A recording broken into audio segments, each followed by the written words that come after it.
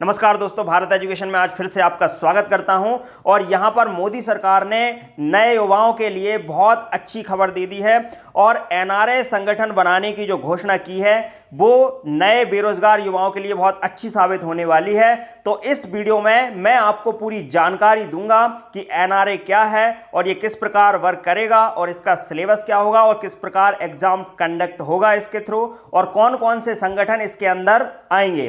तो बने रहिए अंत तक। चलिए शुरू करते हैं।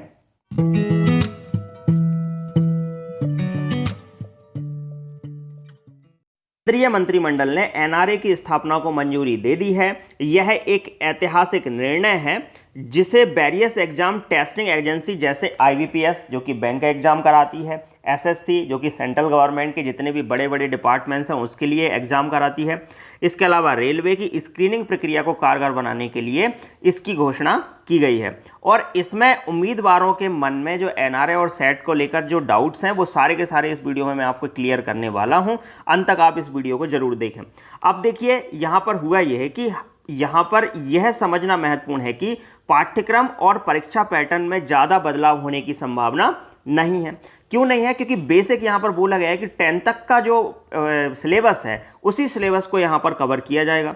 इसलिए स्टूडेंट को इस संबंध में परेशान होने की बिल्कुल भी ज़रूरत नहीं है। कई सारे बच्चों के मन में ये यहाँ पर क्वेश्चन उठ रहा है, बार बार वो ये सोच रहे हैं यार पता नहीं एक नया पैटर्न, पहले से ही परेशान थे, अब नया पैटर्न आ जाएगा, नया सिलेबस आएगा तो बड़ी दिक्कत होगी। तो यहाँ पर परेशान होने की ज़रूरत नहीं है। सिलेबस में वही सारी चीज़ें इसमें शामिल करी जाएंगी। अब देखिए, अब यहाँ पर हम समझे कि एनआरए का फुल फॉर्म क्या है। तो एनआरए का फुल फॉर्म है नेशनल रिक्रूटमेंट एजेंसी, ठीक है। और यहाँ पर ये सीईटी सेट का एग्जाम कंडक्ट कराएगी। और ये जो सेट होगा इसका फुल फॉर्म क्या है? तो कॉमन एलिजिबिलिटी टेस्ट इसका फुल फॉर्म है। अब देखिए, अगर हम आगे बढ़ें तो अब हम बात करते हैं कि इसकी ज़रूरत क्या थी, ठीक है। एनआरए की ज़रूरत क्या थी, इसको क्यों लाया गया। तो हम यहाँ पर यदि बात करें तो वर्तमान में उम्मीदवारों को अलग अलग भर्ती परीक्षाओं के लिए कई अलग अलग फॉर्म भरने पड़ते हैं और अलग अलग आवेदन शुल्क भी देना पड़ता है। ऐसे में अनएम्प्लॉयड कैंडिडेट पर आर्थिक बोझ बढ़ता है। इसके साथ ही महिला उम्मीदवार खास तौर से जो प्रतिभाशाली, उन्हें कई मुश्किलों का सामना करना पड़ता था। उन्हें अलग अलग परीक्षाओं के लिए बार बार ट्रांसपोर्टेशन की समस्या का भी सामना करना पड़ता था। इन परेशानियों को कम करने और आवेदन शुल्क में कटौती करने के लिए एनआरए की स्थापना की जाएगी। अब देखिए, पहले तक जब एग्जाम हुआ करते थे, प्रीलिम्स के एग्जाम हुआ करते थे, उसमें हमने देखा कि आईबीपीएस का एग्जाम हो रहा है, एसएससी का हो रहा है, रेलवे का हो रहा है। और इन अलग अलग एग्जाम्स को कैंडिडेट जब देते थे तो अलग अलग फॉर्म भरने पड़ते थे। इसके अलावा जाने आने की परेशानी, कई बार ऐसा भी होता था कि बैंक का जिस डेट में एग्ज़ाम है उसी के आगे या 3-4 दिन बाद ही, जैसे मान लीजिए एसएससी का एग्ज़ाम है, तो देने में बड़ी परेशानी जाती थी, एकदम से स्टूडेंट तैयारी भी नहीं कर पाते थे। तो इसीलिए यहाँ पर उम्मीदवारों की परेशानी को देखते हुए यहाँ पर ये बहुत कारगर साबित होने वाला है। अब हम बात करते हैं कि सेट की। तो सेट कॉमन एलिजिबिलिटी टेस्ट है जिसकी परीक्षण के नाम से पता चलता है कि यह परीक्षा होगी जो उम्मीदवारों को अपनी पसंदीदा भर्ती प्रक्रिया के अगले दौर के लिए आवेदन करने योग्य में मदद करेगी। यह प्रीलिम्स परीक्षा के स्थान पर सब्स्टिट्यूट टेस्ट है। मतलब यहाँ पर यह हुआ कि जो सेट एग्जाम होगा तो ये एग्जाम जितने भी ये आईबीपीएस और एसएससी और रेलवे के जो प्रीलिम्स के टेस्ट हुआ करते थे, अब वो अलग अलग ना होकर इसके लिए एक ही एग्जाम होगा और वो किसका है? सेट का एग्जाम होगा।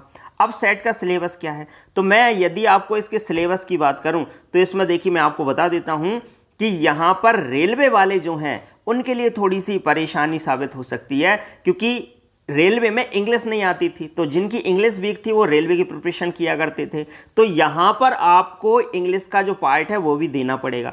मतलब बेसिक मैं आपको बता देता हूँ, इसके बेसिक जो पार्ट रहेंगे, मैथ्स तो रहेगी ही रहेगी, ठीक है, क्वांटिटेटिव एप्टीट्यूड रहेगा ही रहेगा। दूसरा आपका रीजनिंग भी इसमें रहेगी। तीसरा हम बात करें जीएस, तो जीएस में आपके हिस्ट्री, पॉलिटी, इकोनॉमिक्स, इसके अलावा करंट अफेयर और साइंस, ये सारे के सारे पार्ट्स जो हैं वो जीएस में रहेंगे। और 4th नंबर पे हम जब बात करें तो यहाँ पर आपकी इंग्लिश सेक्शन जो होगा वो भी इसमें जुड़ा रहेगा। बट ये बेसिक इंग्लिश होगी, ज़्यादा टेंशन की कोई बात नहीं है। अगर बेसिक कॉन्सेप्ट आपका अच्छा है इंग्लिश में तो आसानी से आप इसको कर सकते हैं। अंडरस्टैंडिंग आपकी अच्छी होना चाहिए, ठीक है। तो ये तो बात हुई सिलेबस की। अब हम थोड़ा सा आगे बढ़ें तो संबंधित परीक्षा के लिए कितने चरण होंगे? तो मैं आपको बता दूं, सेट जो परीक्षा है वो सिर्फ बाकी सारे एग्जाम्स के प्रीलिम्स के स्थान पर इसको लिया गया है। बाकी मेंस और इंटरव्यू जो है वो आपका आईबीपीएस और एसएससी में तो इंटरव्यू होता नहीं है, ठीक है।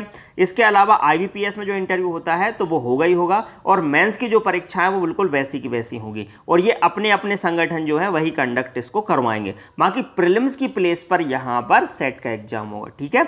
अब आगे बढ़ते हैं, तो सेट का स्कोर कब तक मान्य होगा? तो सेट का जो स्कोर है वो 3 साल तक मान्य होगा। ये भी बहुत अच्छा है कि एक बार आपने अच्छा स्कोर कर लिया तो 3 साल तक वो वैलिड रहेगा।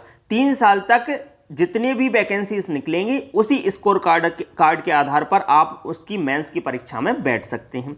देखिए 12 भाषाओं में आप इसका प्रयास कर सकते हैं। सेट का प्रयास कितनी भाषाओं में किया जा सकता है? तो टोटल 12 में किया जा सकता है। तो 12 में से किसी एक भाषा में आप इसको दे सकते हैं। अब आगे हम बात करें, क्या इस वर्ष परीक्षा एनआरए द्वारा आयोजित की जाएगी? तो जिन परीक्षाओं की अधिसूचना पहले ही जारी हो चुकी हैं उन्हें हमेशा की तरह आयोजित किया जाएगा, और अभी एनआरए की स्थापना भी की जाएगी जिसमें समय लगेगा, इसलिए हम अगले वर्ष की परीक्षा एनआरए द्वारा आयोजित करने की उम्मीद कर सकते हैं। तो अगले वर्ष की जो परीक्षा होगी वो आपकी एनआरए के द्वारा सेट का एग्जाम आपको निकालना होगा, उसके बाद ही आप मेंस की परीक्षा में बैठ सकते हैं। इसके आगे अगर हम बात करें तो डॉक्टर जितेंद्र सिंह जी ने यहाँ पर ट्वीट किया था कि नेशनल रिक्रूटमेंट एजेंसी सेट से सफल उम्मीदवारों की सूची का उपयोग राज्य सरकारों द्वारा भी किया जा सकता है, और यह भर्ती चयन नौकरी में आसानी और विशेष रूप से समाज के कुछ वर्गों के लिए जीवन यापन में आसानी लाएगा। तो यहाँ पर इन्होंने बोला कि भाई स्टेट गवर्नमेंट जो है वो भी इसका यूज कर सकती है, इस स्कोर कार्ड का यूज कर सकती है। मतलब स्टेट गवर्नमेंट की जो जॉब निकलती हैं तृतीय और चतुर्थ श्रेणी की, वो भी इसके द्वारा भरी जा सकती हैं। तो ऐसे में एमपी गवर्नमेंट ने इसका फायदा उठाया और माननीय शिवराज सिंह चौहान जी ने यहाँ पर एक बड़ा फैसला लिया, और उन्होंने यहाँ पर बताया कि युवाओं को शासकीय नौकरी देने के फैसले के बाद शिवराज सिंह चौहान जी ने एक देश एक परीक्षा का ऐलान किया, और मुख्यमंत्री चौहान ने गुरुवार को कहा कि केंद्र की नेशनल रिक्रूटमेंट एजेंसी से चयनित होने वाले राज्य के युवाओं को कोई दूसरी प्रवेश परीक्षा देनी नहीं पड़ेगी। मतलब इसके ही द्वारा, इसके स्कोर कार्ड के द्वारा ही आप एमपी गवर्नमेंट के तृतीय और चतुर्थ श्रेणी के कर्मचारियों में आप वहां पर उस वैकेंसी का फॉर्म भर सकते हैं, ठीक है। आप उसका फॉर्म भरेंगे, मेरिट लिस्ट बनेगी इस स्कोर कार्ड के आधार पर, और आपका चयन हो जाएगा, ठीक है। अब प्रदेश के युवाओं को एनआरए की परीक्षा के अंकों के आधार पर बनने वाली मेरिट लिस्ट से राज्य में नौकरी मिल जाएगी, और मुख्यमंत्री ने कहा कि मध्य प्रदेश एनआरए से भर्ती करने का फैसला लेने वाला पहला राज्य बन गया। इससे प्रोफेशनल एग्जामिनेशन बोर्ड का काम आधे से भी कम हो जाएगा, ठीक है। तो ये बहुत अच्छी बात है, क्योंकि यहाँ पर व्यापम घोटाले का आपने नाम पहले से सुन रखा है, करप्शन बहुत ज़्यादा था, तो उससे भी मुक्ति मिलेगी, और ये बहुत अच्छी बात है। अब देखिए, इससे संबंधित अगर आपके और भी आगे कोई डाउट आते हैं तो आप प्लीज़ कमेंट कर मुझे ज़रूर बताएं, और जो भी समस्या है आप कमेंट में बताइए।